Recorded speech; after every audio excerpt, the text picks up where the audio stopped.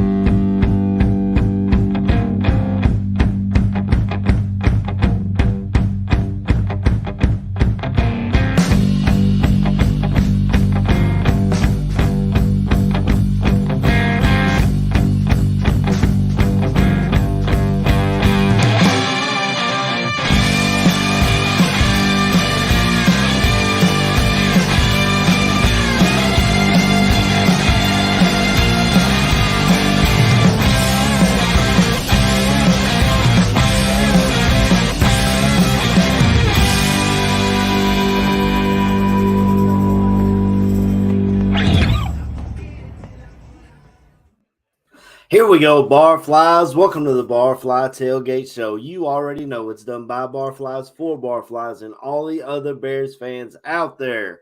Welcome, gentlemen. The final week of the season, the oldest rivalry in the NFL. Bears-Packers on the frozen tundra at Lambeau Field. Who could have scripted it a better way? I am fired up this week, especially after last week when my boy QB1, JF1 put on an absolute fucking show against the Atlanta Falcons. How are we doing this week, fellas?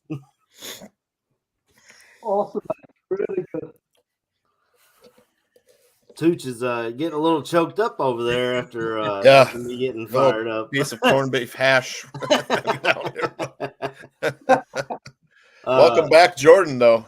Yes, Absolutely. Good morning, fellas. Good morning. I'm excited to be here, and apologies, everybody. I was sick a couple weeks ago and then took a little vacation to Utah, but I'm back, and I'm here to be your resident, I guess, try to be neutral Bears fan. I'm excited about last week. Stop it. X's favorite and youngest curmudgeon. Yeah, well, I mean, Caesar's got it right. Good luck to our Jordan in the house. Yeah. Look, man, we haven't beat the Packers since December 16th, 2018. I'm hoping today's the day, Aaron. We haven't beat them at Lambeau since 2015. Because remember when we beat them in 2018, we split with them and we beat them on our field. But this time, we'll get into it. I want to talk a little Atlanta, just a snippet, and then we're going to talk a shit ton of Bears Packers. We got history, we've got all the things. But first and foremost, how are you guys doing? Jordan, I want to pass to you. You can tell us about your trip to Utah because I'm excited to hear about it. I haven't seen any photos from it yet, so hopefully you can share some. No, I should. That's me. I should have sent you guys some. I see barely someone going Utah vacation, Utah fan of the Revenant. No, I just decided I needed to get away, so I went and hiked Zion National Park. That was a good time, and spent a few days in the city of Hurricane, about 20 minutes away from Zion, and I wanted to get some nature before I got back to city life and enjoyed the New Year's here. Got to see Hoover Dam on the way back, and it was a good time. Yeah, that's awesome, man. It's always nice to get away for a little bit, and disconnect. So I'm sure, especially in California over there, you guys are so connected, and I don't know anything about that big city life, but it's nice to just get away and disconnect sometimes and stay off, put the phone in the pocket and leave it alone unless you're taking photos and all those things. FPZ says Utah is beautiful. I've seen pictures online of it. It looks absolutely gorgeous. I got a friend of mine he likes to ride side by sides. I don't know if any of you all know what those are, but he's talking about taking a trip out to Utah to ride with a bunch of his friends. And I don't know, it sounds really cool, but it is. Were you able to watch any of the game last week, Jordan, or were you? I got to see highlights live, and then I watched it full back, on demand. But yeah, I've seen it. It's The best display of Justin Fields that we've probably ever seen. That's what I was going to say. I feel like it was Justin's best game. He's starting to build good performances and put those together and make this decision for Ryan Poles and company really difficult this offseason. Do you grab the number one quarterback that you have, or do you trade it and build around Justin? I am in the camp of building around Justin. I know there's a ton of different perspectives on the idea, especially at number one. I just don't feel there's a even though they called this a generational quarterback class, I don't really see it, fellas. I don't see it that way. It may be a generational wide receiver draft class, but I really don't see it at the quarterback position. And I think our best bet is to either build around Justin or maybe even grab, because your other draft pick is between 8 and 13, depending on what happens today. Maybe you grab a quarterback with that one. But, we'll talk a little bit about the game against Atlanta and the offense was clicking. The defense was turning the ball over. We lost Jalen Johnson, and Tyreek Stevenson stepped right in and took care of business. I heard earlier this week that Jalen Johnson is doubtful today. That is a huge loss, especially with Christian Watson coming back to practice this week. I think Jalen Reed may be okay to play, and he is an absolute beast. I think they play him in the slot, and he just catches everything. But it seems like the Packers make household names out of nobodies week after week. I mean, you had Bo Melton last week go off for 100 yards and a touchdown or something, and like I said, Jalen Reed, Christian Watson's been in and out of the lineup. And that goes back to, I think they have the best coach in the NFC North, in my opinion. I know Dan Campbell has a thing or two to say, but I just feel like consistently it's not after that game where he wouldn't kick the field goal or kick the extra points. Yeah. Hey, no, that's the ref's fault that they lost that game. It had nothing to do with them sending 3 guys to the referee and telling them one of them is eligible and he picked the wrong one. It had nothing to do with that. It had to do with what the refs have against Detroit and the Lions. Yeah. So don't forget that, I'm surprised that we don't see our resident Lions fan in the chat, but I'm sure just speaking his name, he'll pop up. It's like yep. Speak of the devil. Yeah. Speak of the devil. Absolutely. Chris, what did you think of the game last week? Just give me an overall view of it, and are you ready for this week, man? Man, I was so impressed last week. It's like you said, AC. I think that was like the best sort of complete field performance we've had all season. I think the offensive play calling were a lot better. I think at least we were sort of going a bit more vertical. We sort of went for like deep shots like every sort of quarter. I still don't understand why we're always in shotgun, which still sort of really annoys me. I think it really sort of cuts down, what you can play call, especially when you're going for short yardage.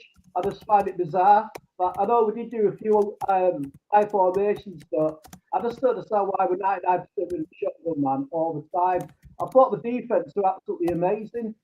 The four turnovers, Stevenson got 2. I think he's been shorted really well. TJ Edwards, I can't believe he got stood for the Pro Bowl because his interception were amazing. And also Kyler Gordon's interception were awesome, and his celebration were just great. I just kept thinking, don't injure yourself doing that, boy. But it just felt like a complete team sort of win, really. Apart from the special teams when we let their guy run it back, but apart from that, it was in the snow. It was so Chicago. You know what I mean? It was sort of like beautiful to watch. And I think there was so many positives to take out of that game, but hopefully they can take through until today. But I've got one question to ask Jordan. Did you see Bigfoot? No, I didn't see Bigfoot, Chris, but I tell you what, I saw a bighorn sheep, I saw a deer, I saw elk, saw quite a few bits of wildlife hiking, but no Bigfoot, unfortunately. Bigfoot's pretty good at hiding. He we've yet to see him other than that grainy video footage. You touched on a lot of great points there, Chris.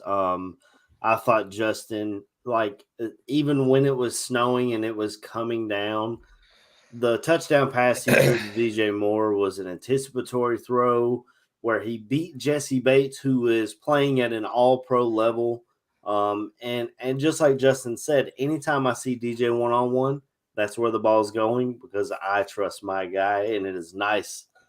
It is really nice to have Justin, to have a guy like that who produces with everyone he's ever been with. I think this offseason there's going to be 2 jersey purchases in the current house. One's going to be DJ Moore. The other is going to be Montez Sweat.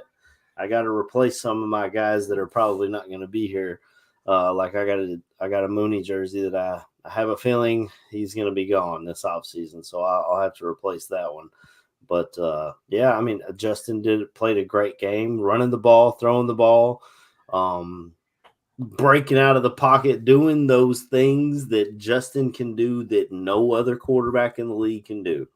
When you see him get hit by 2 defensive linemen, one of them hanging on his legs, as much as I've seen Lamar Jackson for years, going back to his time at Louisville, I don't see the strength in Lamar that I see Justin able to do things like that.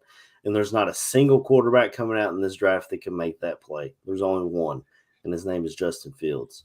That's, like I said, it's making a really tough decision for Poles. The defense was amazing. You talked about TJ Edwards, Pro Bowl snub, absolutely. But in the NFC, man, you got Fred Warner. I think Bobby Wagner made it. I saw someone put a side-by-side comparison, of course, with Roquan and TJ Edwards' numbers. And TJ Edwards has better numbers in every category other than interception yards. Yeah, against Roquan. Jordan talked about this last year. Off-ball linebackers, they're not. We can find one. We don't have to be reliant on Roquan. Remember, Jordan? Yep, indeed. You and I both were saying the same thing. It was a year ago, maybe before free agency. Yeah, and Roquan's a starter for the AFC. Yep. In the NFC, TJ Edwards can't even get in. He's hating from outside the club. Unless the 49ers get to the Super Bowl, maybe he becomes the alternate. Because Fred Warner was a Pro Bowler, of course. I mean, he well deserved. That dude is an absolute monster. But yeah, and the Kyler Gordon thing, the interception, and we saw it at our game.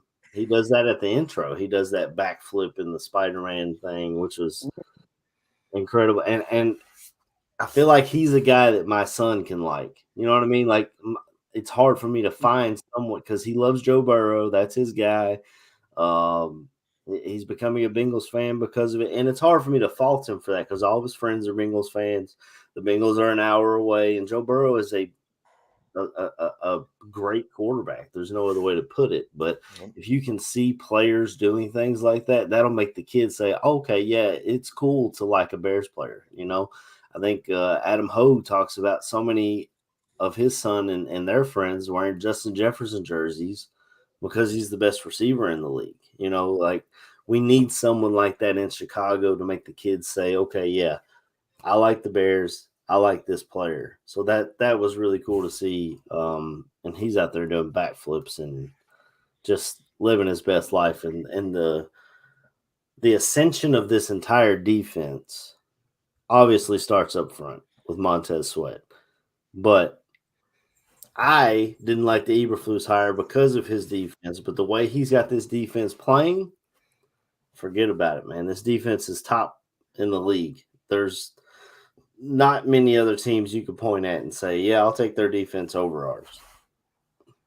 Maybe the Niners, maybe perhaps the Eagles. It just depends on the day, but this defense is absolutely balling. And speaking of balling, my man KB has had a busy morning. How you doing, KB? What the hell was that? He might be on call at work. So KB texted us this morning and said that he had an emergency, a fire. So he might be able to join back in. He might not. We'll see what happens. But Tooch, tell me what you thought about the Atlanta game, and then maybe we can move on and talk some Bears Packers, some rivalries, some all those fun things. Yeah, I mean, I was totally wrong. I thought it'd be a low scoring game. The Bears offense, like Bearlissimo said, and I think I talked about this. We wanted to get Justin under center, less shotgun last week on the show. And that's what happened. He got better looks. We had pre-snap motion to sort of uncover what the Falcons were doing on defense, and it was night and day. It was night and day, man. Justin made good reads. He was accurate, made some beautiful throws, man. Looked downfield when he was trying to buy time. That was like what we've all been waiting for. It's just a shame it took till week 17. That's the shame of the season. If I were to say one thing, is just how you go back. We've got the two Packers games as bookends to the season. I think I've talked about this before, either on this show or on Bare Their Souls. But I thought that when the schedule came out, it was a great way to measure the Bears' progress was how we did against the Packers. Week 1, completely unprepared for the game. We got housed in our own house, man.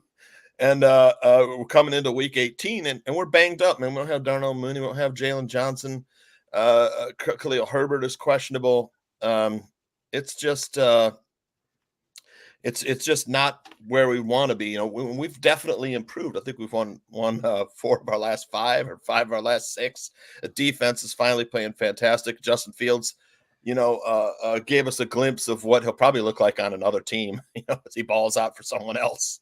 But I hope not. I mean, because for me, it's a net negative. If you're to trade away a quarterback with 3 years of NFL experience and then go with the rookie who has 0 years of NFL experience, we'll be reading NFL defenses for the first time next season. We're probably not going to make it to 7-8 wins. We'll have a good defense. That's for sure with the moves that Poles has made on defense. And Eberflus righted the ship on defense from the year before, where we had nothing on the roster.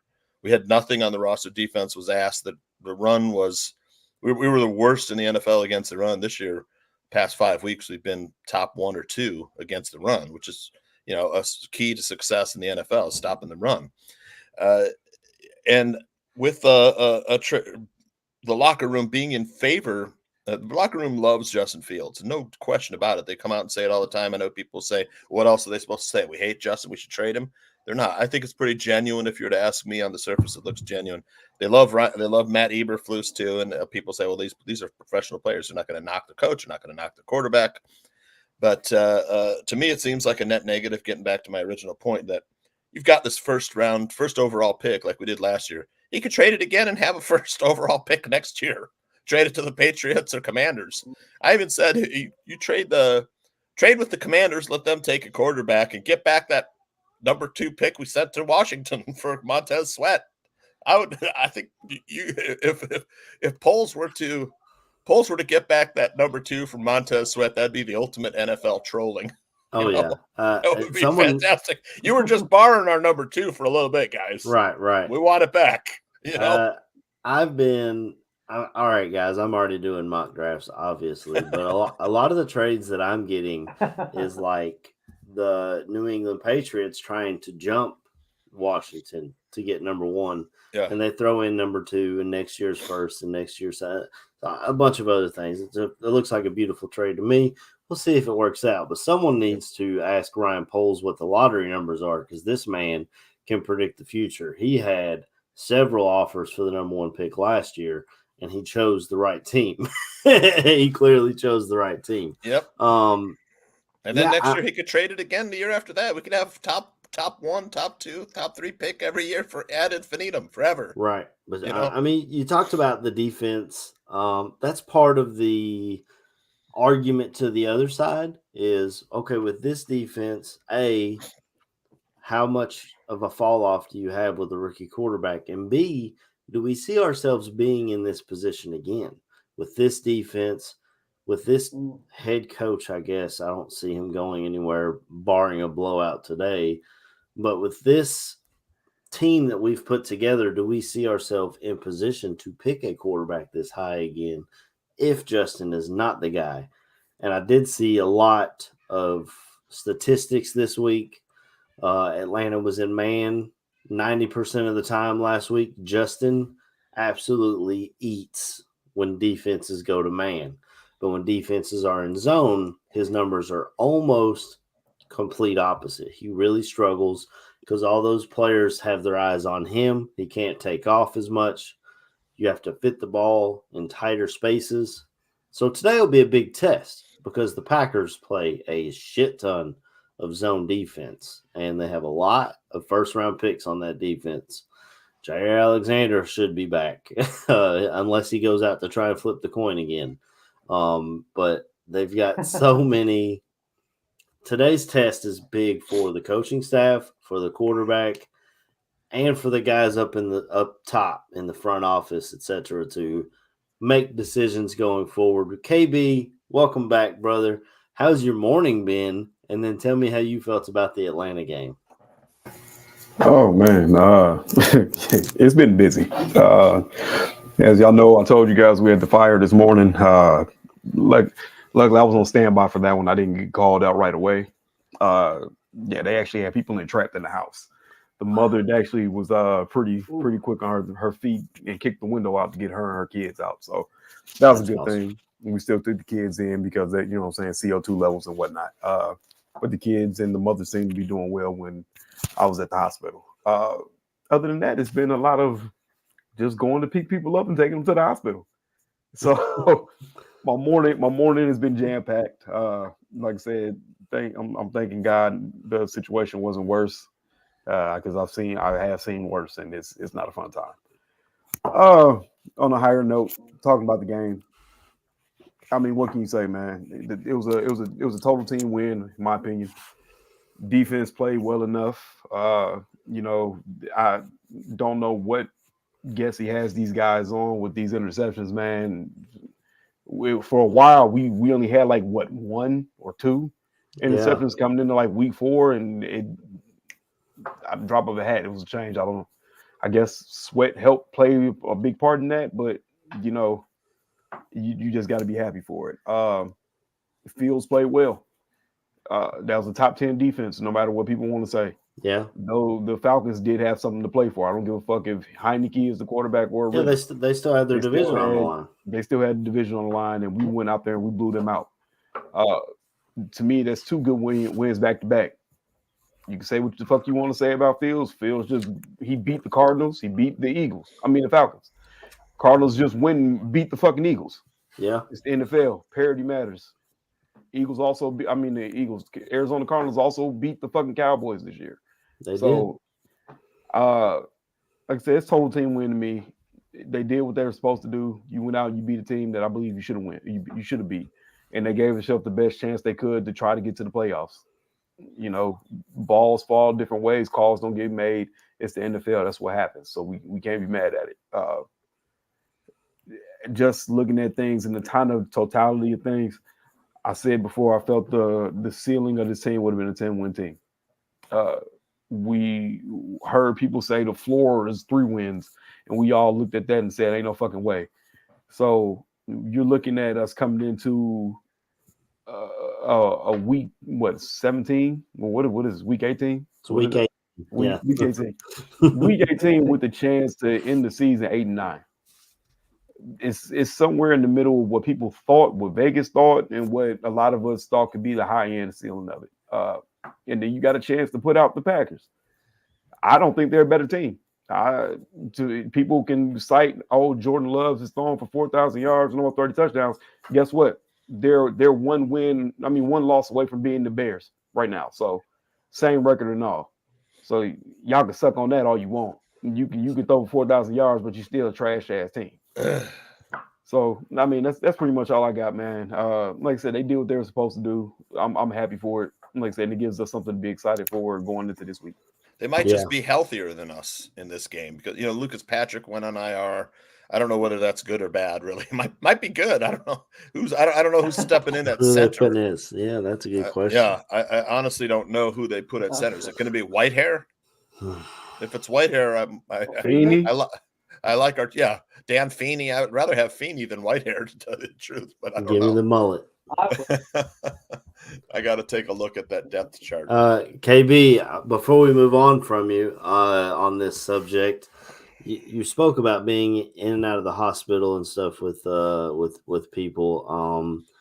You had an interesting story about the national champion or leading into the national championship. If you wanted to tell our audience how you watched your Michigan Wolverines punch their ticket to the national championship. Okay, yeah. Quick sidebar. Of course, I was at work that day because it seems like I'm always at work, especially on football days. Got to watch the first half of the game. It was like, okay, it's a good game. It's going back and forth. It's pretty much how I thought it was going to be. Hard defense. We get calls. We get calls. So, taking people back and forth. I didn't know at that time that really the Alabama was up. I was kind of told like, hey, Alabama's winning right now. I'm like, shit, what happened? Like, hey, they scored. It is what it is. Michigan's down. Right now they got the ball. They're pushing. All right, cool. So I didn't get to see the magic that ensued for the Michigan Wolverines to tie the game up, man. So I'm sitting in the ER at this point. I'm getting the stretcher made back up to throw back in the ambulance, and I was talking to a guy that was from a different department. He was like, that first room right there, T1, they're watching the game. And I'm like, wait, like, is a patient in that room? They're like, no, it's just two old dudes sitting in that room. So I kind of walk back, I peek in, I see the two old dudes sitting in chairs. I'm like, yeah, I can do this. Step in. So of course I came in, I got to catch overtime, and it comes down to that last play. The guys I was in there with, they were both Michigan fans, so it just kind of put the icing on top of the cake. Once they made the stop, you know me, I'm animated. I walk out the room. Let's go! Everybody in the ER turns and looks. Like all the nurses, people that were patients that were walking through the halls, all stop and they looking at us. I'm like, I forgot where I was at. But I turn around, hey, them old dudes, boy, they dapping me up. Yeah, I'm like, hey, if I'm animated, they're animated, man. So I got to watch the end of the game, man. It was nice. It was just in an odd setting, but it was cool because I got to share that moment with those two old fellows that were Michigan fans. So, hey, man, it was a fun game to watch, man. Both games, both games. I'm worried about what that Washington team, bro. That's Penix is a hell of a quarterback, brother. He's a hell of a quarterback. Yeah. Yeah, I was watching the game, and actually when Alabama went up, I live bet Michigan money line because I was like, Michigan's going to come back and they'll win this game. So I got good odds at Michigan winning. So thank you to Michigan. I watched about half of that Washington-Texas game. I wish I could have watched the whole thing, but I work for a damn living, so I wasn't able to stay awake. And that's another thing that drives me nuts. College football all year long is Saturday. We dominate Saturdays. And then, but our national championship is on a Monday for some freaking reason. Just because there's like if it was on Saturday, I could stay up and watch this and I could sleep. I could worry about tomorrow. You know what I mean?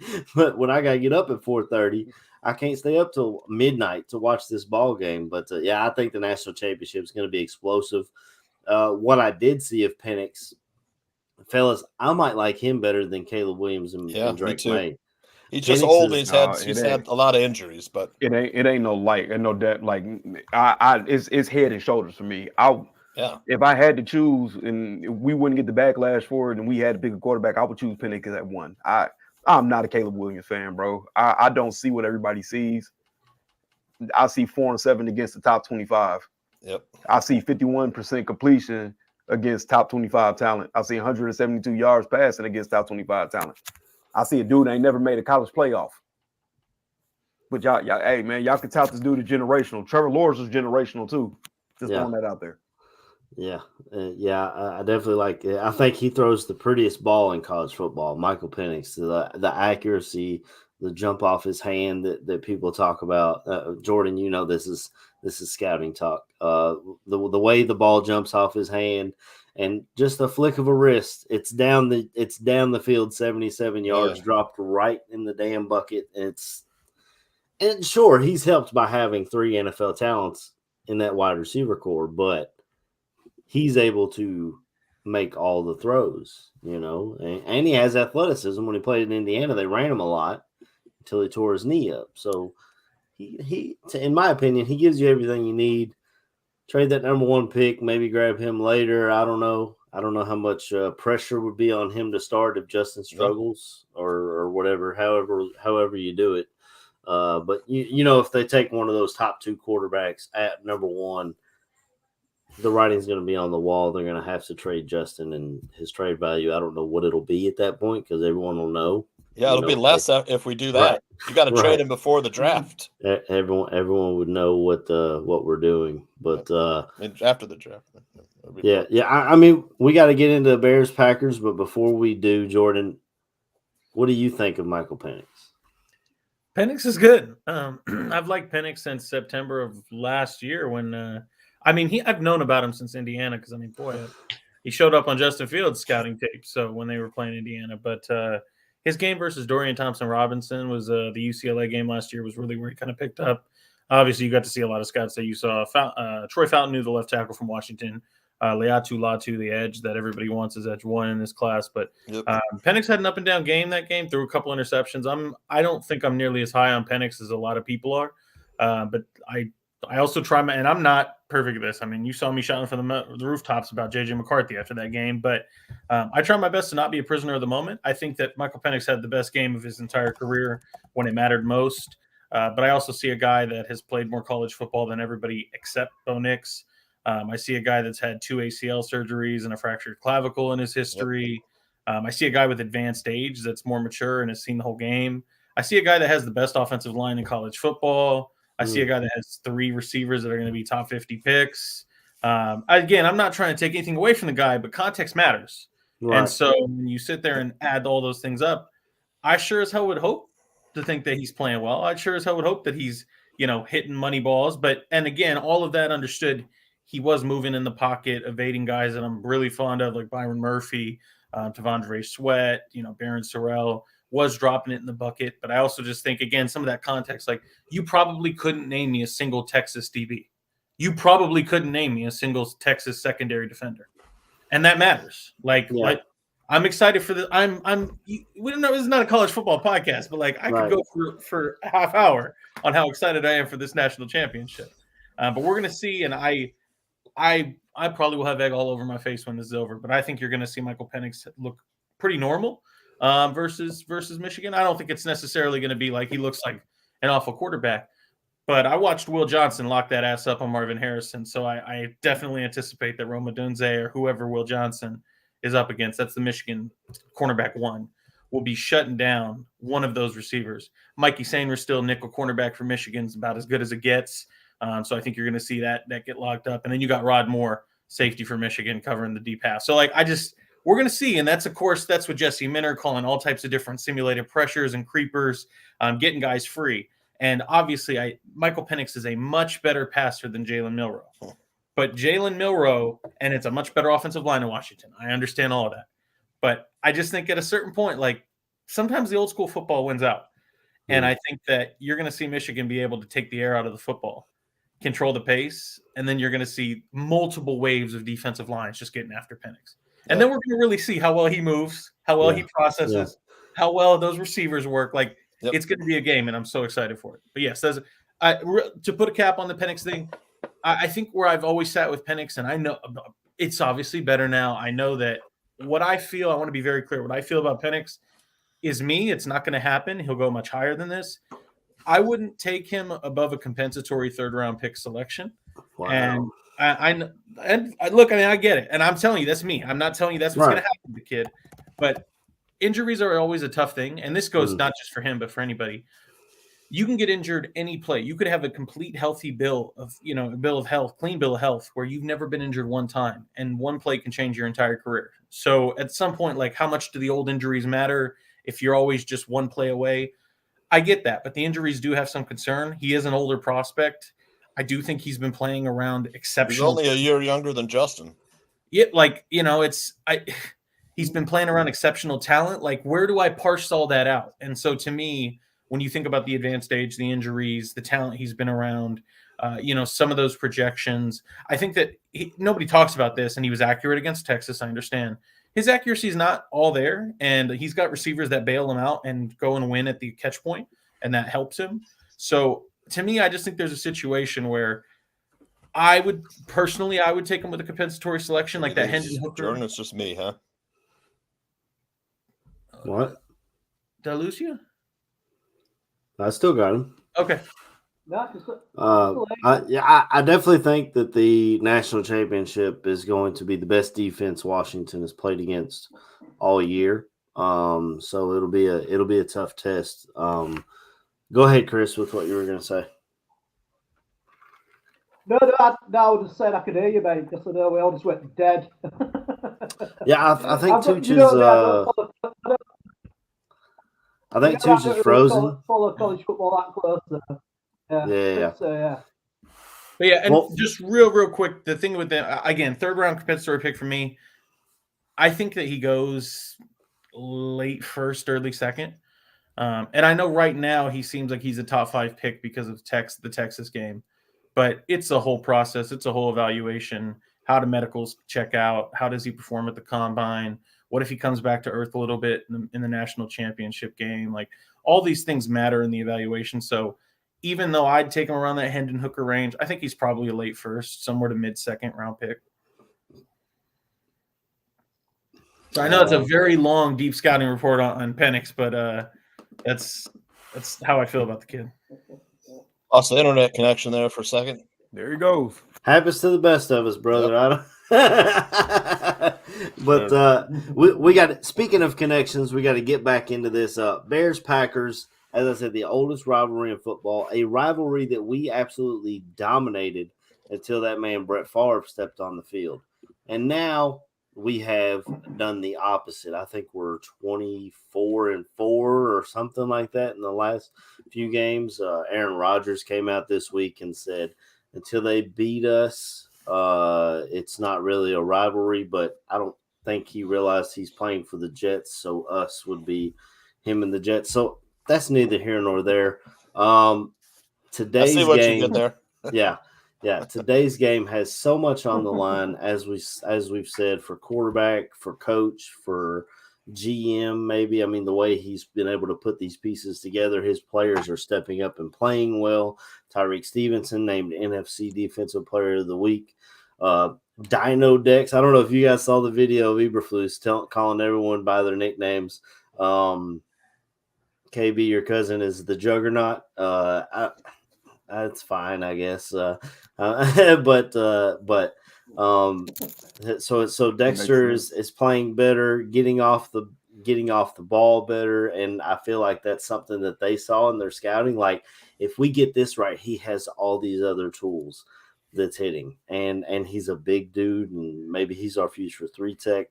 He's doing all of those things, and the guy Jalen Carter, who everyone was fitting for a gold jacket when he walked into the NFL, Dexter has better numbers than him, from pressure numbers to sack numbers, all these things. He's doing better than top 10 pick, 1st round pick, who we missed on, Jalen Carter. The linebacker core is playing absolutely excellent. You got the Sandman, my guy, Jack Sanborn, locking up the one side of the linebacker core. You got TJ Edwards playing at a Pro Bowl level. You got Edmonds in the middle, turning the ball over and really being that field general that we need in the middle. And the secondary is absolutely freaking balling. I'm excited about this defense and what they're going to be able to do, what they should be able to do against this Green Bay Packers offense. Now, this Green Bay Packers offense is formidable. In week 1, they leaned on Aaron Jones an awful lot. I think he's healthy again, so that's something to watch for. Christian Watson's coming back from his hamstring injury, but those things are kind of fickle. You know, maybe he takes a long stride and it goes out on him again. We don't know. That's what happened last game he was in there. He left the middle of the game. Yeah. Jalen Reed's been balling out for them. Like I said, Bo Melton. He's doubtful, Reed. Oh, is he? He's got a rib injury. That's helpful. And Bo Melton, who they made a household name out of just last week.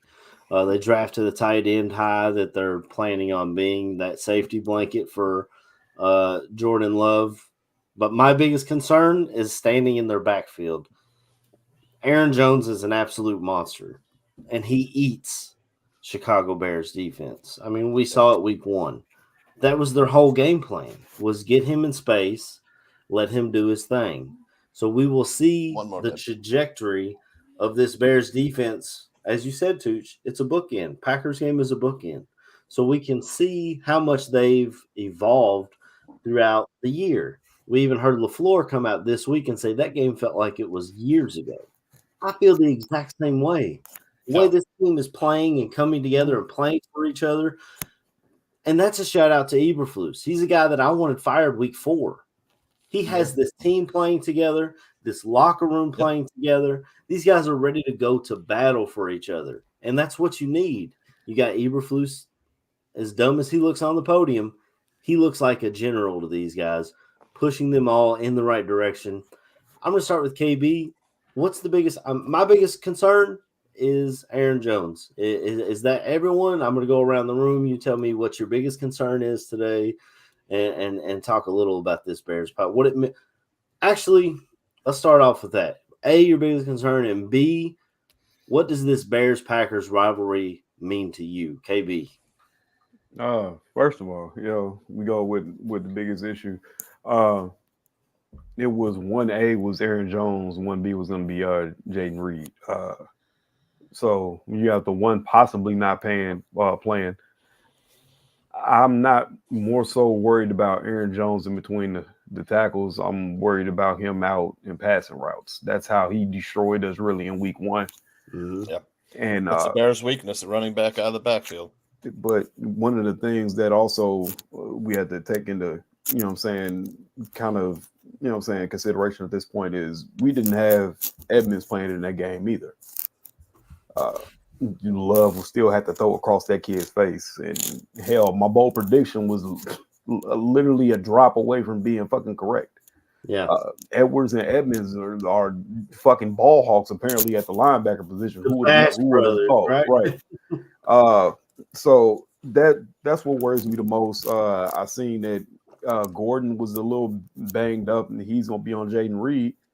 I did see we elevated the one kid that we were all kind of, poo-pooing when they kind of kicked him back to the practice squad. Can't remember what his name is.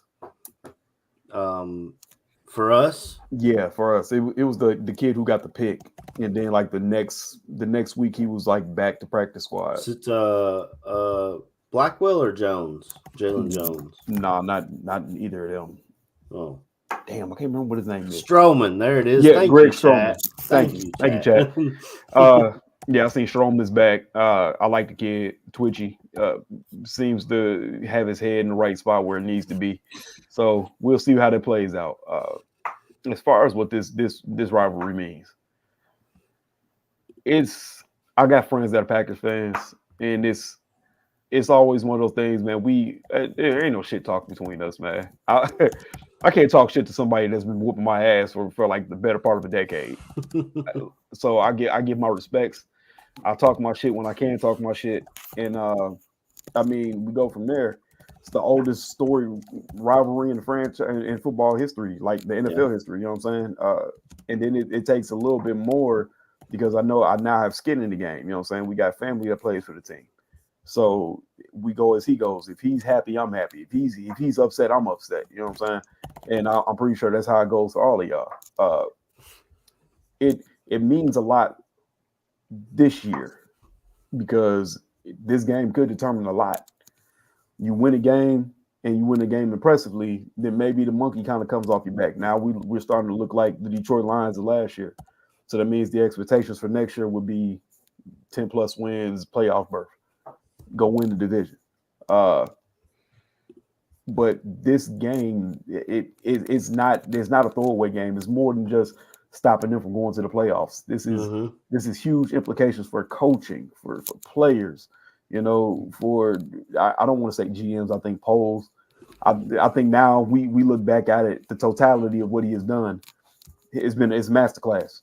You got a first round pick out of somebody, and you got a fucking 1,300-yard receiver. And then draft capital on top of that. There's also the possibility that first round pick turned into 3 more fucking first round picks if you were to go that route. And then it becomes the gift that just keeps on giving.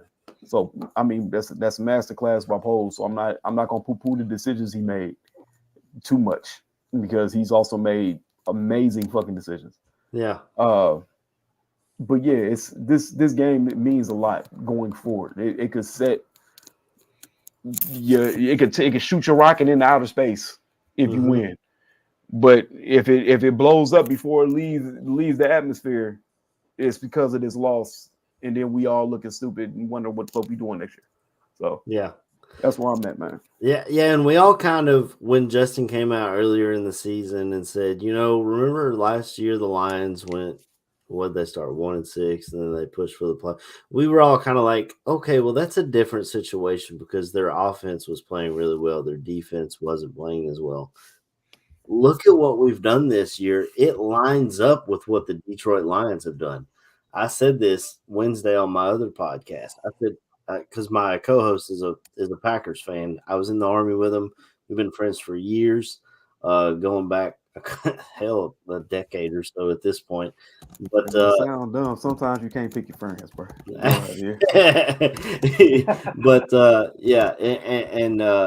I was telling him how much this was lining up. He was like, "You're not the Lions. That's not happening this year." Like, he has confidence, and obviously for obvious reasons with our records looking the way they do, Packers fans are going to have a little bit of confidence in their team. But the lineup, and we've done it defensively, whereas they've done it offensively.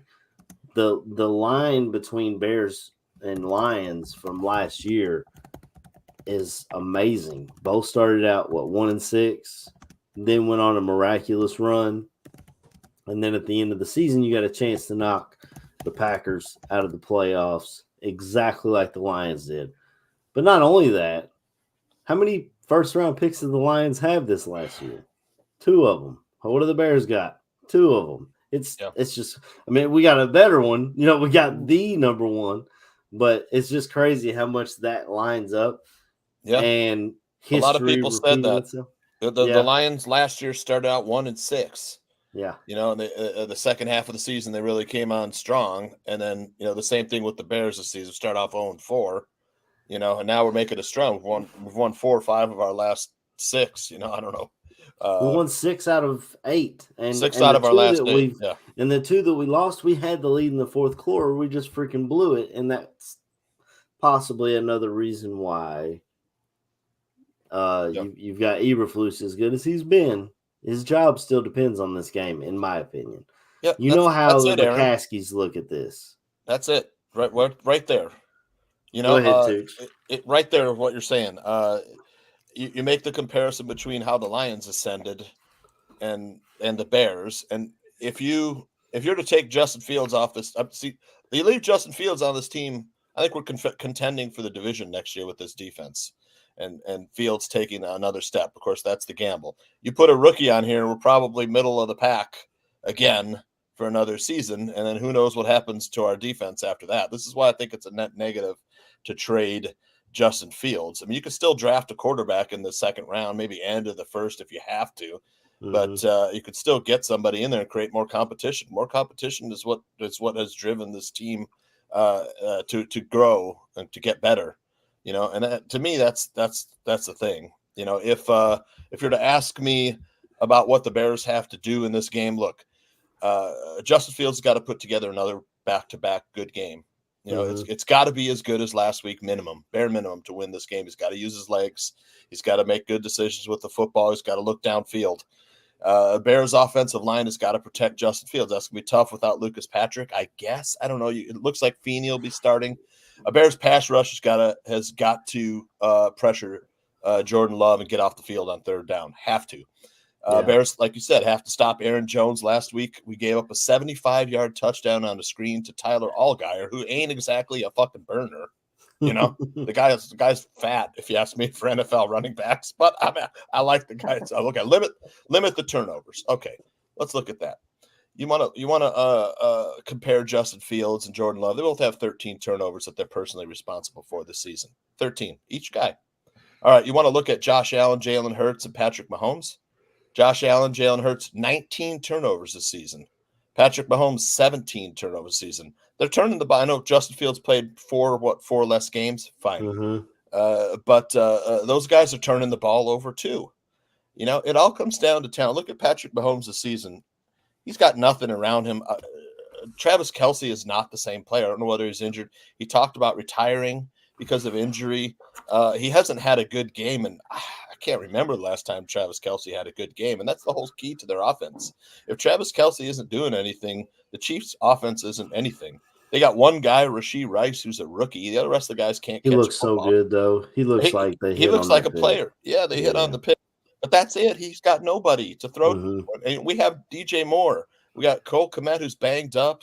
We won't have Darnell Mooney today. We have to get receivers in this draft and in free agency. We have to beef up the interior of the offensive line. The interior of the offensive line has got to put pressure in Jordan Love's face. Sweat and whoever's playing opposite him on the other side have got to pressure him on the edge. And then I think we have a good chance. The defense is going to give us a chance to win this game in the end, as long as we don't turn the ball over. Right. We've been great in the first half of games. The Bears have been great. It's been a great bet all season. Bears first half plus the points or whatever. They've been great. It's the second half where they've struggled. They can't come out and they don't make the proper adjustments. They get conservative in the second half. But I think the defense will give us a chance to win. And that's all. You know, you've seen it all season long. We had chances to win. We've also seen the fourth quarter collapses. Yeah. Get out to a big lead. This team could be a playoff game if we didn't collapse in 2 out of 3 of those games. We'd be on the we may be leading the division. Think about it. If we would have won the games we should have won, you've got you would have swept the Lions. You would have beaten a playoff team, the Cleveland Browns. I mean, what's the Denver should have won that one. Tampa Bay should have won that one. We were up. You know, I mean, all these games, and it's the conservatism, and that's another thing pointing back to coaching too. So, do you think Eberflus's job is on the line today if he comes out and they lay an egg? I think the turnaround in the second half of the season, the last 5 to 7 games, like you said, I think has cemented Eberflus. I think he's safe. I think it's a shame that people have to wonder whether or not Justin Fields will be playing here next year because. To me, I think this is what tells me everything. There's teams out there who said, trade him to us, man. You know, like Las Vegas and Atlanta. We'll take him. You know, that tells me right there we Pittsburgh, Vegas. Yeah. I'm seeing Photoshops of Justin Fields and all these other jerseys. Yeah. Obviously, he is a commodity that other teams would want. Yeah, I'll tell you one more thing. If we didn't have the number 1 overall draft pick, we wouldn't even be talking about trading Justin Fields because it wouldn't be a choice. Yeah. You know, we'd have to trade up to get one of Kalen's. We wouldn't be trading up to get one of them. So to me, you trade back like Poles has done, and you get picks that are going to raise the talent level on this roster. You know, and if Fields doesn't, he's got, you know, we have him for a 4th year. You know, if it doesn't work out, it doesn't work out. We can reset then. But I don't think you break up the locker room or destroy the morale of the locker room at this point in time. That's just me. Yeah. Yeah. Getsy this week talked about how much he loved Fields.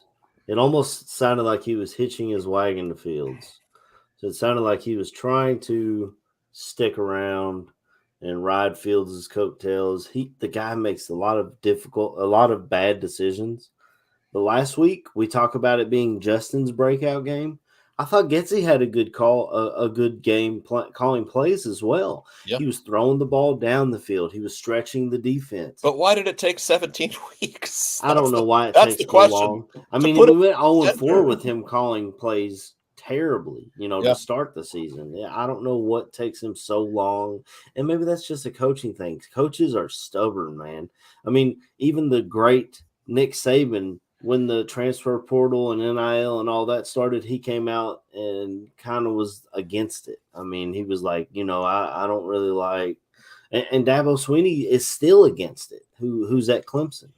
These coaches are stuck in their ways and they're stubborn and they think my way works. That's what got Nagy canned.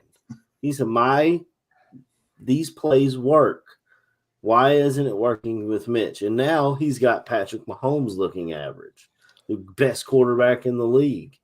But yeah, I don't know. As an old school fan, Tooch, what does the Bears Packers rivalry mean to you, if anything? I mean, Man, look, I've been a Bear. This is my 50th year of being a Bears fan. 1974.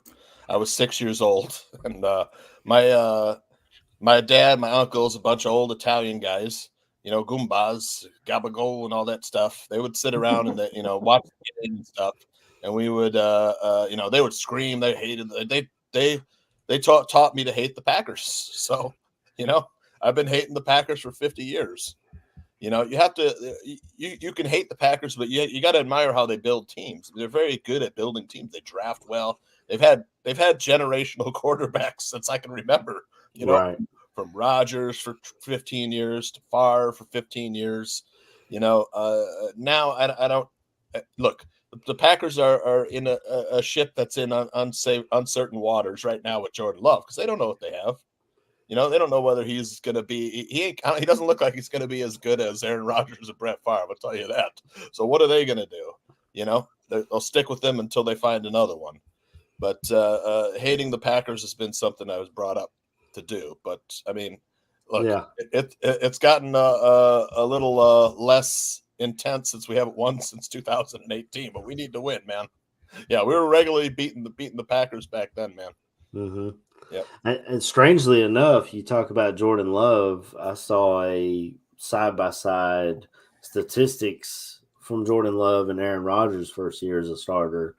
They are eerily similar. Now, Aaron Rodgers went 6-9, but their QBR is very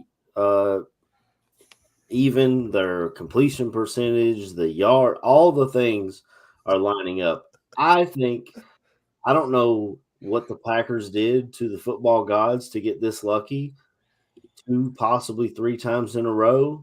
But Struck the shaft, gobbled the nuts, and swallowed the gravy. That's what happened.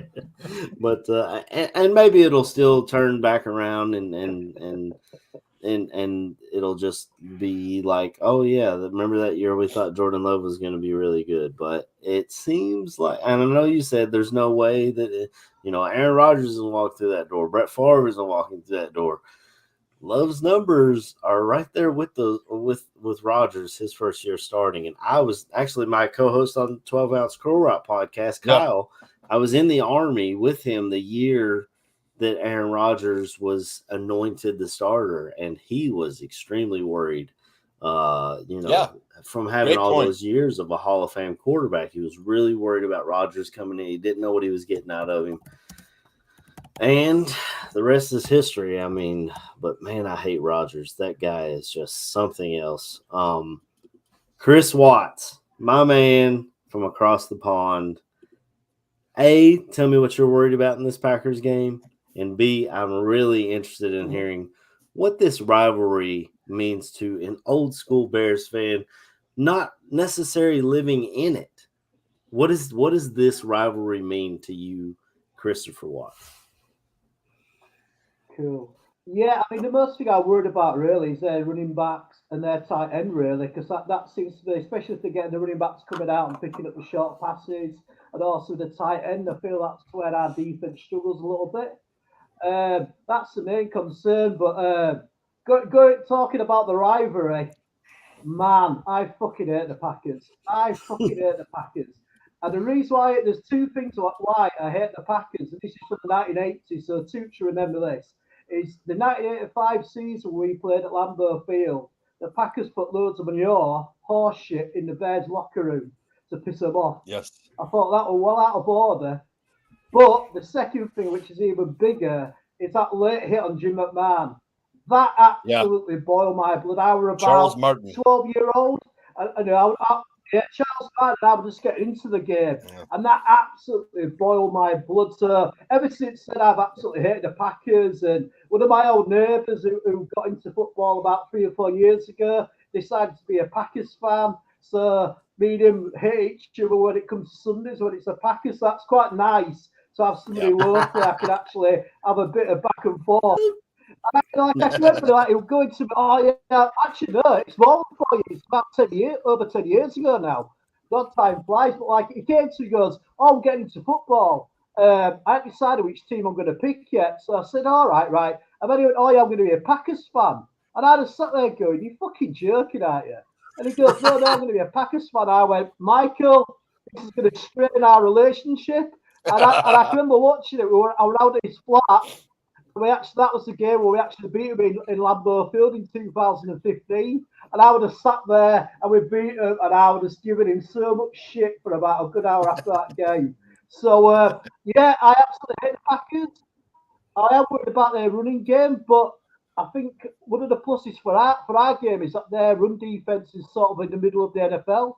So if we can get our running offense going, and then we can sort of play off that, with some play action, then I think we can, beat them. I'm not too sure who's helping our running backs. Did somebody say Herbert's injured? I don't know, but I think he's questionable. But to see the questionable. So it might be good to see the rookie play as well. I don't know what's happened to Demonte Foreman. I don't know if he's in the bad books or whatever, which is a shame because I really enjoy his style of running and he's been very productive. But this is it's like what KB said. This game can sort of, the effects of the result is going to be on so many people's lives and how this club's going to go. Do you know what I mean? If we get absolutely hammered by the Packers, then the decisions are going to be so different compared to if we win this game. And it's just like I'm really excited for it, boys. I'm telling you, this is like the most excited I've been about a game all season. And it's like I'll touch it as well. It's just going to be a good sort of see how well we've improved, especially from that first game where we were absolutely atrocious.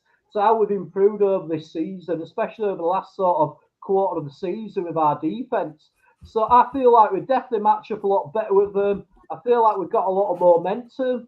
I don't feel like the Packers feel like they were, when they had Rodgers and Favre. So yeah, I'm hoping for the win. But it's just going to be so interesting to see the fallout of this game, regardless if we win or not, because that could, see out where the club's going to be going over the next sort of 2 or 3 years. Absolutely, yeah. And you touched on some great points there. I love the story about your neighbor because I live in Kentucky, so there's a bunch of different fan bases. But when Randall Cobb got drafted by the Packers, a lot of Kentucky fans became Packers fans because they showed that they believed in one of our guys. And I always like to tell them, well, and Gay Gabriel's talked about this. Randall Cobb was on our draft board, but we had a guy, and at the time, Randall Cobb was just looked at as a returner, possible slot receiver. We had a pretty good returner. I mean, he's a pretty good returner named Devin Hester when he was drafted. So that's what really kept us from getting Randall Cobb. But and then Randall Cobb just going out and being an absolute Bears killer, really. And everyone knows me at work and in my all walks of life that I am the Bears fan. I wear Bears jerseys and I wear a hat every day. And if it's not Bears, it's UK. I did get some Blackhawks gear for Christmas, so I got to work on getting me a Blackhawks hat. Got me a Connor Bedard jersey. I'm starting to get into hockey a little bit, but that's another story for another day. But I love the story of you and your neighbors. I could just picture Chris walking out on game day and just flipping the birds of the neighbor over there and letting them know what's up. But awesome story. And you touched on the and you touched on the Packers rush defense, which is middle of the pack. The Bears rush defense, I heard this on the score yesterday when they were breaking it down. Fellas, we are in the echelon of that 85 Bears defense by the numbers. Yep. The greatest defense of all time. Our rush defense is right up there with them. Go ahead, KB. I just want to throw this in there. Something I just realized today. Apparently, the Bears have the number 2 rush offense in the league. That's something I did not know. Mm-hmm. Yeah, and it's really a 3-headed monster back there. So if Herbert can't go, you still got Deontay Foreman. If he can't go, you still got Roschon Johnson. If neither of them can go, apparently you can just call Darrington Evans and tell him, okay, you ready to go? You ready to go? And he steps right in, and it's a revolving door. And as much as everyone hates Getsy, that's kind of a plus in his side. Like no matter who's back there, he's getting some consistency from the running back position. And that's also, looks good for our offensive line, who for the most part they've held their own this year. I mean, they're not. We don't have a Trent Williams at left tackle. We don't have, Jason Kelsey at center, or we don't have the best of the best, but these guys get the job done. Other than the Browns game, it seems like our offensive line is holding up, which is fantastic to see. Justin's been running for his life since he got in the league, so you got to have an offensive line to protect that guy from himself sometimes. But yeah, great points, Chris, about the running game. Glad you brought that up. An old school football fan is going to talk about the running game for sure, which is still important even in this passing league. Jordan Silvera, you're over in California. Is Jordan still here? He is. Looks like he's got the police outside of his house with that flashing red and blue light. Hurry up, Justin. Get your thoughts in before they arrest you. What's your biggest concern? And then tell me what this rivalry means to you. I know you're kind of out of it over there. You're not in the thick of it. You're way out west, chilling in California, smoking some weed, going to Utah. But what does this rivalry mean to you, brother?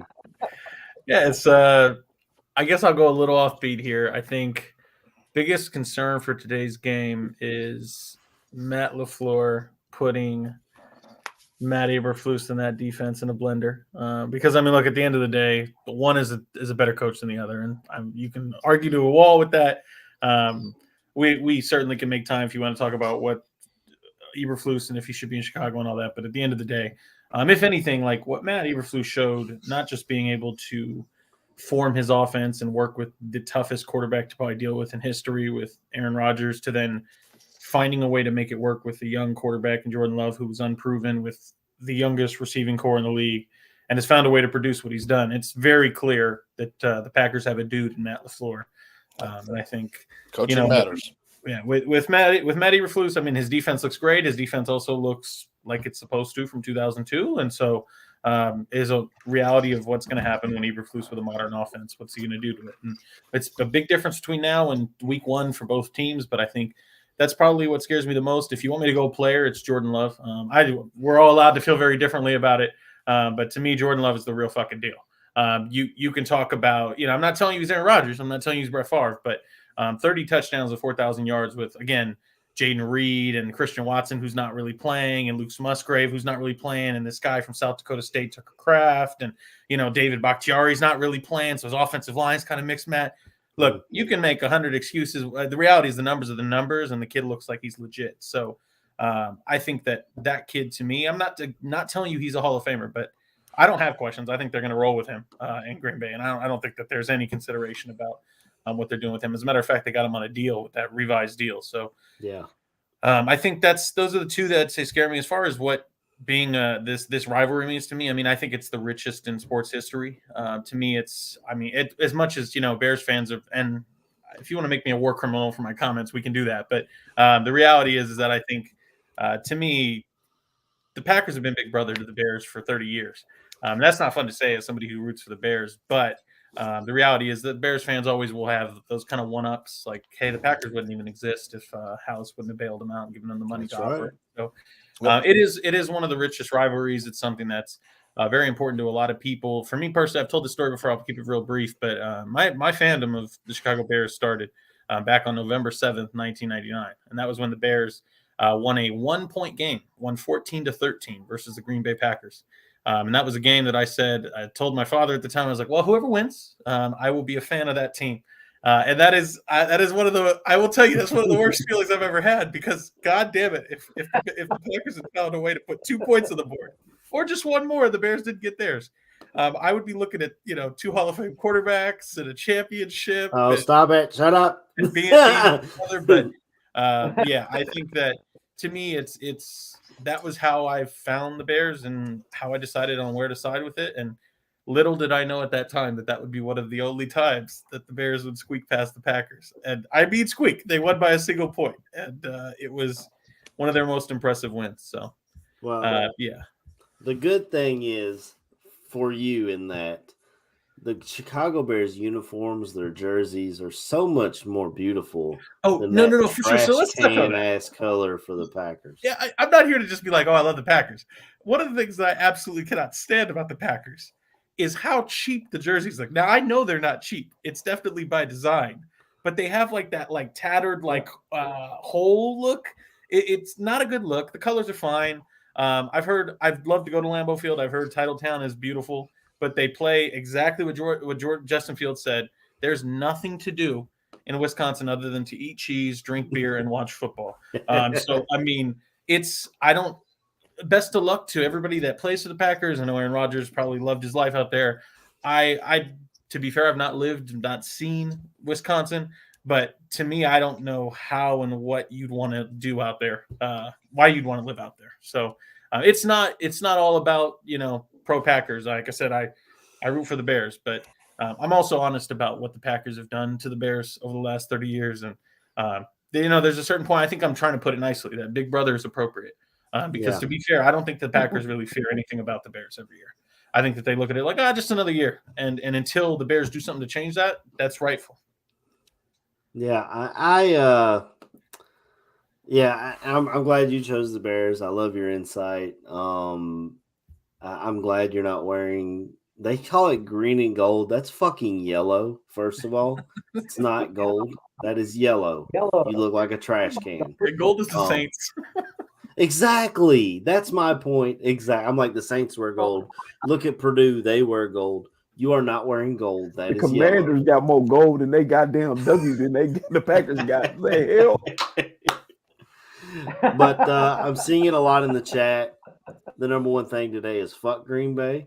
You touched on Justin Fields' comments. There's nothing to do other than watch football. Absolutely correct. Maybe go ice fishing.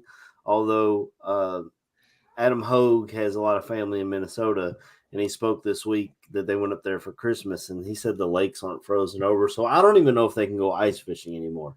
They can really just get drunk and watch the Packers. So there's not a whole lot to do in Wisconsin. There's not a whole lot that I would be interested in going up there for. It's got to be a difficult life living in Wisconsin and cheering for the Packers. I spoke on Aaron Jones being my biggest concern today, and now I'd like to speak on what this rivalry means to me. I wasn't born into this, fellas. I was born and grew up a Bengals fan. I cheered for Carson Palmer, Ocho Cinco, when he was Chad Johnson, Hushman Zada. I met my beautiful wife in 2009, and she tells me, you have to choose a better team. And I was like, well, who's your team? And she's like, I cheer for the hometown team. And I was like, oh, so you're a Bengals fan too. That's cool. And she goes, no, my family's from Chicago. I'm a Bears fan. And I grew up, I played linebacker, always had love for Urlacher and Briggs in the history of linebackers in Chicago. So I was like, okay, cool, let's watch them. My first Bears jersey was a Devin Hester jersey. And I have loved this team from that moment on. And there's been a lot of downs, I'm not going to lie. Actually, when the Bengals punched their ticket to the Super Bowl, the first thing I did was look at my wife and say, you told me I had to pick a better team. Here I am with another rebuild, and the Bengals are going to the Super Bowl. Sign these divorce papers. But I was kidding. I wouldn't trade it for the world. I love the Bears. I love their colors. I am bought into this franchise financially and in my head. I get anxiety watching the Bears game. I'm pacing back and forth. I'm coaching. I'm hollering for first downs. I don't know if you guys saw the video that went viral of the wife that had the bingo card and takes a drink when she hits bingo and her husband's doing first down and fist pump this. My wife showed me that, and I was like, yeah, that's me. That's how I watch the games. So this game, this rivalry, this team means a lot to me. Made the correct life decisions. Thank you, J2K.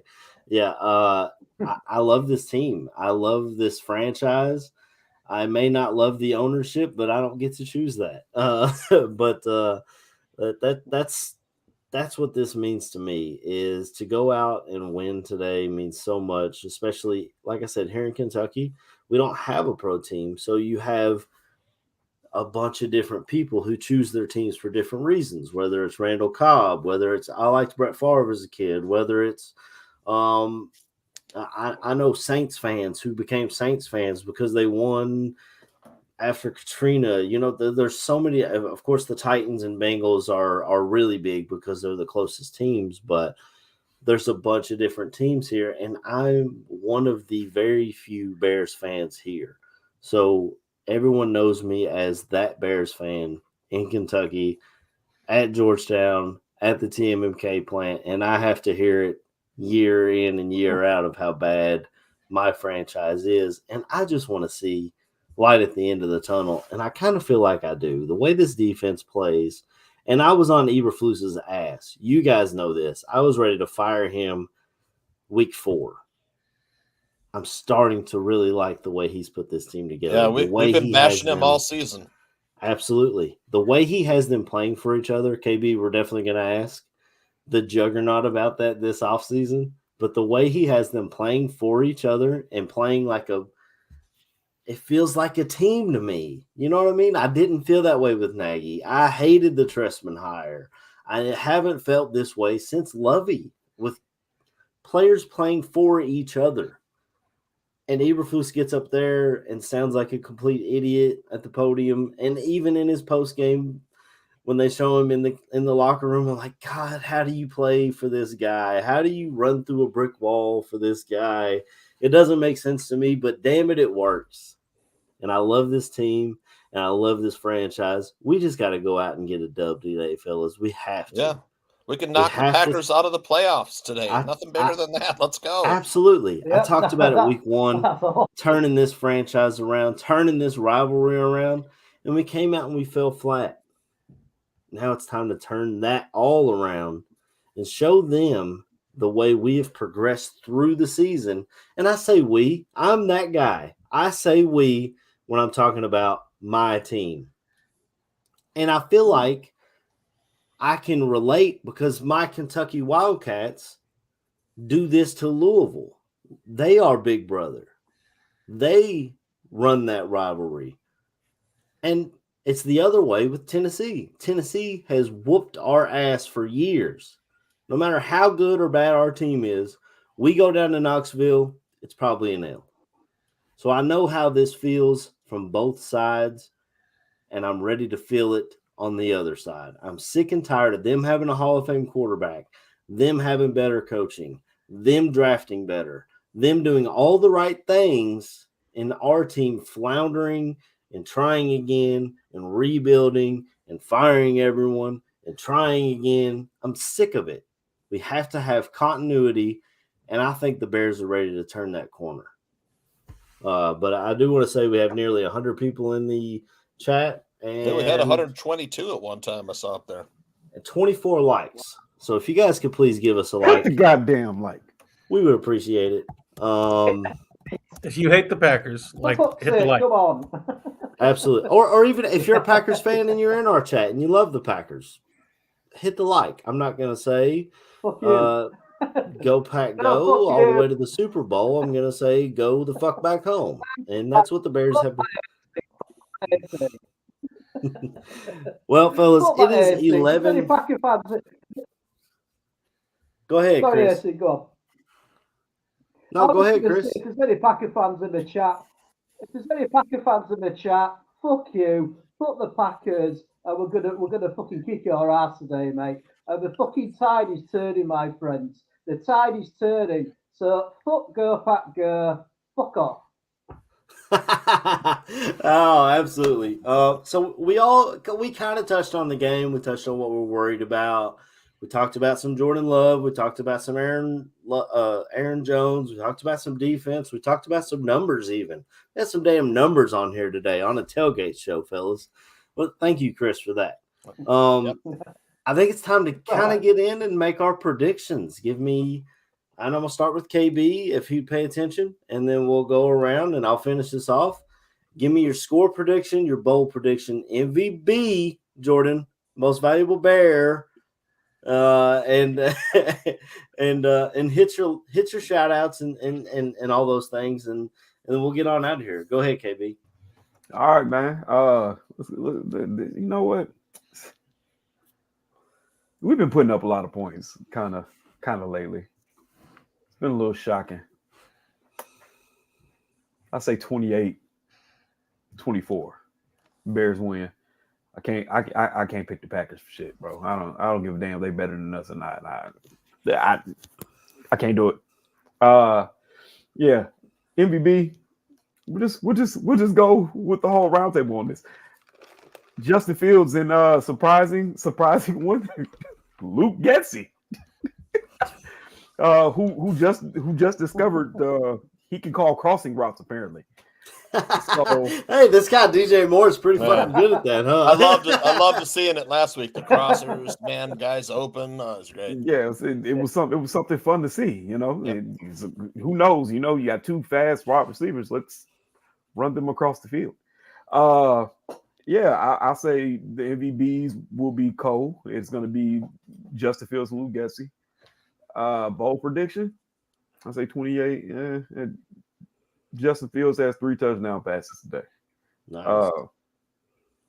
I want to go all in. I want to see him in the season on a high note, man. Regardless of what happens after this, whether or not he is traded, whether or not he's still here, I think it's all incumbent on what he's going to do today, how he shows up and how he shows out. So I'll go with that. Like I said, I got the Bears winning this one. Like I said, my bold prediction is the 3 touchdowns. Shout out to everybody in the chat, man. 120 is nice. Sure, it'd be nice to have 100 likes. You motherfuckers need to hit the like button. It only takes a second. Helps the We're up to algorithm. 43 right now. So. Right, man. Don't make me come on this goddamn podcast like Cat Williams now. Start standing on You gonna business. get canceled if you do that. Okay. So I don't. Some truths need to be goddamn told. All right. Need some of y'all to hit this like button, bro. That being said, man, look, it's been a hell of a season, man. We've had a lot of downs. We've had a few ups. It's sad to say that this is the last game to talk about. We got a whole offseason to go through. Should be exciting to see. I know folks gonna be jumping all over goddamn podcasts to talk to certain people, hopping on other people's podcasts. Hopefully we can get Cuz on here to talk about how the season was for him and what the first year in Chicago was like. Yeah, we gonna work on all that, man. So thanks to everybody that tuned in with us. 18 weeks of straight hell and sometimes good times. All right. Yeah. We love all of y'all for tuning in, man. Love you boys for jumping on here, man. It always makes my Sundays no matter what I'm doing. Love being on here with y'all, man. Love y'all boys. Bear down. Bear down. Go ahead, Jordan. Yeah, score prediction. I war criminal again. War criminal here. I got Don't you Packers. fucking do it. Don't you fucking do it. Look, okay, fine. Give me like 20 seconds to not just sound like I'm a contrarian. I think it's a hell of an ask to ask this team, even as hot as they are, to go into Lambeau, into their house, when they are playing with more at stake. They are healthier. You have some key players out for the Bears. That is a big ask. It doesn't mean it's not something you can accomplish. I would love nothing more than to eat the biggest plate of crow. I hope that the Bears shut me the fuck up. I hope that they find a way to spoil the Packers. That is all still true. But I also just understand that what the task is quite difficult to achieve. And so for that reason, I'm going Packers 31, Bears 23. I think it'll be an exciting game. Like I said, when you think about that score, you're talking about just a one-possession game. It just doesn't quite go right for whatever reason. As far as MVP, because again, I probably wouldn't go with a Bear as the most valuable player, but because we're doing Bears, I'm going to go with Andrew Billings. I think that Josh Myers has been okay, but the reality is, the juggernaut as we call him, but I actually prefer just Big Buck Billings since he got paid. But Big Billings there, I think is going to make some trouble in the middle of that Packers offensive line, because I think that's where they're a good unit, but they just don't have quite the depth. So I think that's probably my most valuable Bear. I think that he can muck up some plays for whether it's Dillon or Jones, maybe get into Jordan Love's face from time to time. And then bold prediction, I'm going to go that Khalil Herbert just has a crazy run today. Like one of those just, it was a 65-yard run because he, went from one side of the field to the other. I think that he looks healthy, and I think that he'll have a day. Awesome. Chris, please change our minds. I didn't want to hear a Packer win today. That's Sorry, fellas. No, man, I get it. You're getting it in the chat, bro. Probably going to hear a lot of the same stuff from me. I mean, I love you, Jordan. I love you, mate, and I respect your opinion. And I know this is more of a heart statement rather than the head, because I do agree with a lot of the points you made, but I just can't do it, mate. I cannot say the Packers are going to beat the Bears, even if there's no logic behind my statement. I think the Bears are going to win 27-24. I think DJ Moore could have a really big game, and we need him to have a big game because we're very low on the wide receivers.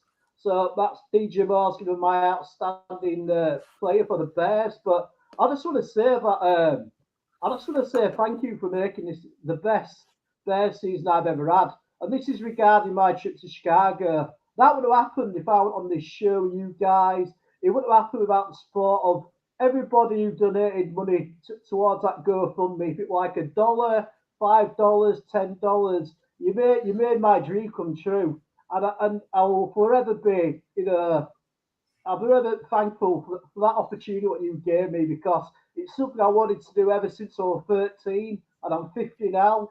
And it was just a beautiful experience. It wasn't so much, it was awesome going to the games, but the best part was meeting all you guys and meeting new people I met in Chicago. Everybody was so welcoming and kind.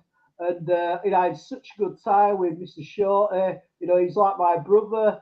And that this season's just been amazing. Just the fact that I got to meet you guys in person, and I got to be in Soldier Field, and I never thought I'd actually ever make it. And I was quite emotional the first game, just walking around and seeing the field, and just interacting with people, and it was such a good experience. Even though the first game was terrible, but the second game we won. But that's been a Bears fan, isn't it?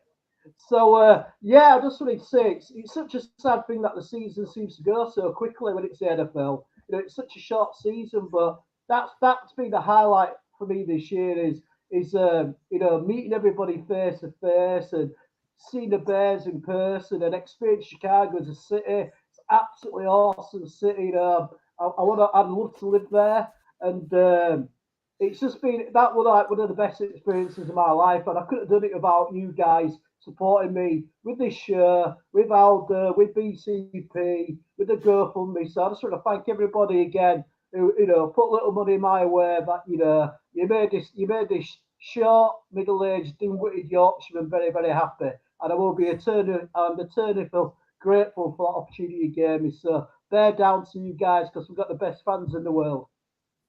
Absolutely, man. I couldn't say it better. The game was cool, but that night at Aldo's was special. That shit was priceless. Yeah, it was great. I'm glad I drove out for that one. Absolutely, yeah. Yeah, you and me both, man. I wish I could remember it.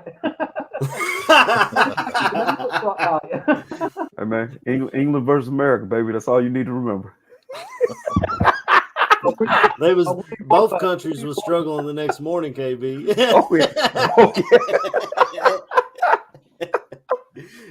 Terrible. Look, man, the Packers have been the Bears' kryptonite for a while. I don't have a lot of confidence. I think the fact that I did not bet a side or total in this game should tell you guys something. I bet the Bears team total over 20.5. I think the Bears get to 21. The injuries don't help us, though. Like I said, the Packers might just be the healthier team right now. The definite advantage of coaching goes to Green Bay, like Jordan said, man. They just have a better coach. They have a better offensive play caller than we do. They make better adjustments at halftime. That's what worries me. I think the Bears, we might be up at halftime, and looking good, and everyone's happy. And then, I've seen it this season where we kind of don't make the adjustments. We blow it at halftime. I can't see this game, but I'll tell you right now, if we have a chance to knock the Packers out of the playoffs, man, I'm all for it. That's my number one. I want us to win so bad, because if we knock them out of the playoffs, man, I'll be able to go into work on Monday and say to all the Packers fans, "Oh, it was a good run for you guys this season. We'll see you next season." But I have no idea. I don't have any idea what's going to happen. I know the totals at one thing I do think though is that it'll come down to the last 2 minutes of the game. One team will be able to win it with a field goal. Lately, it's been the Bears trying to heave a Hail Mary to win it. And I don't like that. Unfortunately, that's the way the season's been. The Bears have to learn how to win. They're a young team. Eberflus, like I said, we've been talking about Eberflus, whether or not he's going to be here next year. I think he'll be here because of this last little run. And then, it's a lot easier to fire a coach after 3 years than 2 years, and sell that to the team management, and sell that to the media, and sell that to the fans. Aaron and I have been calling for Eberflus's head for most of this season. Yeah. We're still calling for Getsy's head. I don't think he's a very good play caller.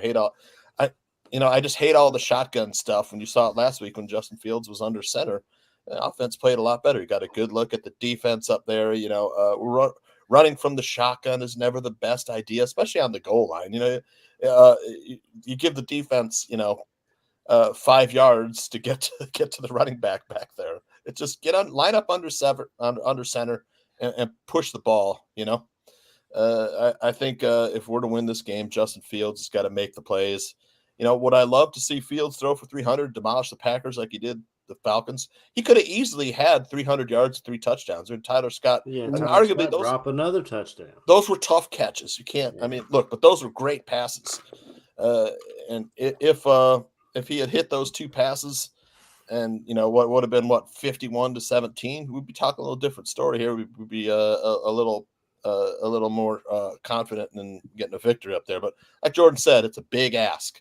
The Packers win and they're in. The Bears knock them out, and the Packers still have a little chance. I believe the playoff picture says something like, I have it here somewhere. Green Bay, if Green Bay loses or ties, they need a Seattle loss or tie, and they need a Seattle loss and a Tampa Bay loss. They need a Seattle loss or tie and a New Orleans loss or tie. I know it's so complicated. If a Minnesota loses or ties, plus a Seattle loss and a Tampa Bay loss, the Packers are in. If Minnesota loses or ties, plus a Seattle loss and a Saints loss, they're in. So if we beat them, they need a lot of help. That's the bottom line. Final score, I'm going to say, I'm going to just go. I want to put this out into the ether, I'm going to say Bears 24, Packers 23, just so I can have a good day. I'll be watching this game. We're going to have a lot of time. This game doesn't start for another 5 hours. So you could get your stuff done. You got to shovel snow. If it snowed by you, go out and shovel the snow. You want to watch some of the early games. I do have to say, man, last night, AC, college basketball, I had one of those DraftKings boosts, 25 I put 25 max limit bet, 100% profit boost on a parlay was 10 legs. 9 of them hit. $25 would have paid $3,000, man. I was getting down to the end here. And I'm like, honey, we're watching. Honey, we're close to hitting. I only lost one. It was Arkansas at home versus Auburn. I was like, why the fuck did I play an Auburn SEC beat basketball? Their ass too. Auburn beat the crap out of them. And I was like, that's a high risk game. Why did I put in there? I had a great day in college basketball yesterday. I picked some great games to win. I had a round robin with 5 teams, and I had 4 out of 5 of them. So that was big. Had some other, and if I would have just put in St. Thomas money line, I'd be sitting here with $5,000 richer, And but I'm going to hit one eventually because I do love college basketball. I hit on Kentucky money line, North Carolina money line, Lipscomb money line yesterday. It was a nice day for Anthony and I at poundedsports.com. My free pick on the show, Weekend Sports Betting Tips, is Bears team total over 20.5. I think we get to 21. Packers defense isn't all that special. I think for my player of the game, look, I'm going to choose DJ Moore, but the matchup between him and Jerry Alexander, that's going to be key to this game.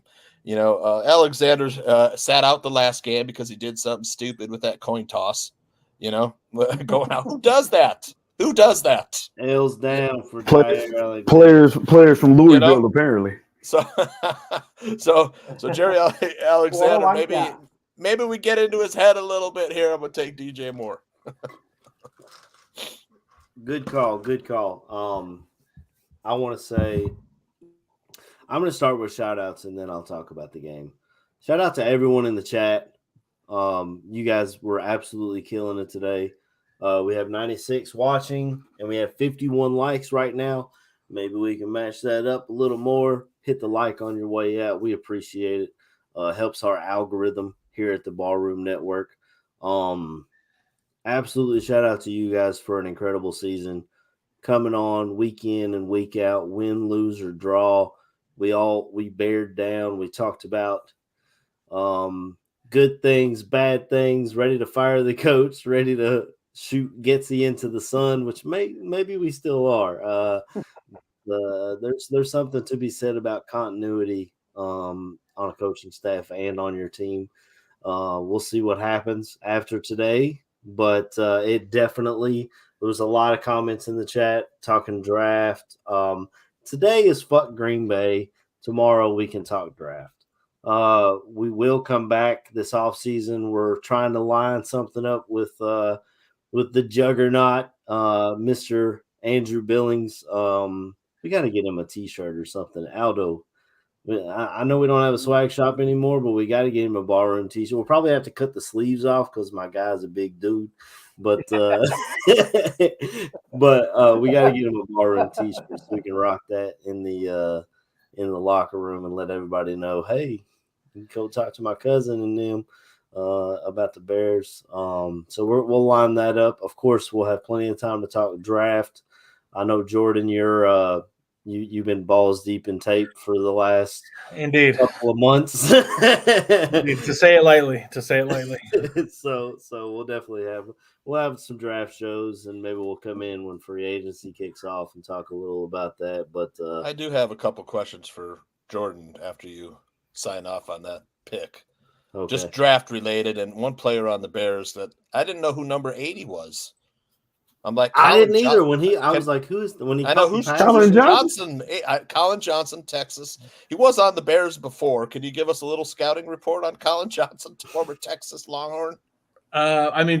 Big brick shithouse. He's like 6'6". He's big. 220. Yeah, he's big. 6'5", 220. Yeah, it's funny because I'm not trying to at all shit on EQ, but like to me, this kind of felt like that same thing. Like, hey, can we get a big guy to play X that'll be able to block his ass off? And I mean, again, he's a big target. Like, hey, give him a chance, throw it up to him, see what he can come down with, because he can be just kind of he can box out. He can play power forward at the catch point against DB. So, I mean, that was kind of the enticing part about him. But he was a late pick, wasn't anything special, and there's a reason round pick. Yeah, there's a reason he's bounced around. I mean, he got picked because of his measurables. I'll give you an example, and I hadn't even really thought about this till now, but Johnny Wilson, the receiver out of Florida State that people love. I mean, I don't see a receiver. He's 6'7", like 230. He's a freak. But Colin Johnson would be kind of that example. Like, you draft a guy like that because of the traits, because of the size. So to me, there's a reason he's bounced around on teams. I don't think he's quite developed to what he could have been, but he's just got a very unique body style, and I think that's why you saw him added to the active roster. And it wouldn't, if they do want to play him today, it wouldn't surprise me if they just want him to be moving DBs in the run game. Hey man, he better go ahead and get on that Darren Waller program, brother. Yeah. Make that switch. For Johnny Wilson, that's me too. I would. That's the way I see Johnny Wilson going. I like Keon Coleman, man. I like his hand stuff, and people are saying he can't separate, but 50-50 balls. Shit, he can't. It's 90-10 for him. And you want to talk about blocking from the wide receiver? He might be the best blocking wide receiver in this draft. You don't need EQ next year if you draft Keon Coleman. I'll tell you that right now. I love this kid's game. He's shifty too. I mean, I'm still a Marvin Harrison Jr. guy. Yeah, I know. If we can't get him, that's a great second prize, man. Look, I take both of them. Go ahead. I like Rome from Washington. Nice. Adunze. I didn't notice too, how man, big he was until I he looked goes him down up. so easy, man. I like Yak. I thought he was a little fast dude, but I looked him up. He's big. 6'3". I was like, wow. To me, he didn't look that big. But yeah, the biggest thing I noticed about Johnson when he came in last week was how clean his jersey was. I was like, who's this guy? His jersey just came like off the press. You know what I mean? But that was that definitely really cool. I forgot where I was in my shout outs. Yep. So you got to give your pick and your players. You give your pick. Yeah. So my pick, My score prediction, I got Bears winning this game 24-20. I've been thinking about it all week, and that was the number I was landing on consistently. My bold prediction is that the Bears actually take over down 17-20, and Justin Fields leads them down the field. We need to see that. Leads them down the field for a game-winning touchdown. You see that kind of thing. That's the biggest knock on him, isn't it? The fourth quarter Fields. Yeah, his fourth quarter and his play against the zone have been his biggest knocks for the season. I would love to see him prove all that wrong today in front of when everyone's watching. I mean, it's America's game of the week. We're all getting this game. Tony Romo and Jim Nantz calling it. I know a lot of people hate on Romo lately, but he's one of my favorites as far as commentating goes. So obviously my MVP is going to be Justin Fields. He throws a game-winning touchdown at the end. Hopefully it's to DJ Moore because I saw it a few weeks ago. There was a guy who made a $5 bet on a 14-leg parlay with a bunch of touchdown scorers and won $500,000. So as soon as I saw that, I have went and done the same thing. Just like a big parlay, I'll just throw $1 on it to win. Yeah. $30,000, in a bunch of different games, and I've got DJ Moore in ours. So I need a DJ Moore touchdown today to push that parlay through. But yeah, and you talked about college basketball. My Kentucky Wildcats won, but I didn't have the balls to put money on it because it was their first road game, and I was just I didn't feel great about it. But you know how I feel about those boys. They pulled out the win. They're fun to watch. Reed Shepherd. Watch out for him in the league next year. Made a couple big shots yesterday, man. And yeah, they trusted him to put the game away. But I know this isn't a college basketball show. So yeah, that's coming up with AC and me, college basketball, right after this show. Hey, man, you talk to Aldo. I don't know if my wife will like me being on the computer. My wife too, man. more than I already am. Yeah, so I've got my MVP, my score prediction, my bold prediction, I guess, is Justin proving everybody wrong. Yeah, like I said, we'll have a few shows this off season, but next weekend recapping the season. Yeah, we could probably do that if you guys want to. If you guys are down for that. Maybe a little Jordan will have some scouting reports out there under his belt. Yeah, we can do that. Glimpse at some fits for the Bears. Because by next Sunday, we'll know if Getsy's back, if Eberflus is back. Yeah. Maybe if Justin's back. I don't know. We'll see. I don't think you're going to have a decision on Justin by then. So yeah, you're probably right. I mean, they traded the number 1 pick early last year, so maybe. Wasn't it after the Super Bowl where we had Jimmy G get traded immediately? Was it that early? I don't remember. Yeah, it was damn near like the day after or some shit like that. Jimmy G was already traded. I mean, those always happen. Like I think back to Stafford got traded around that time. Alex Smith a few years ago. Like you do have a couple of those, but.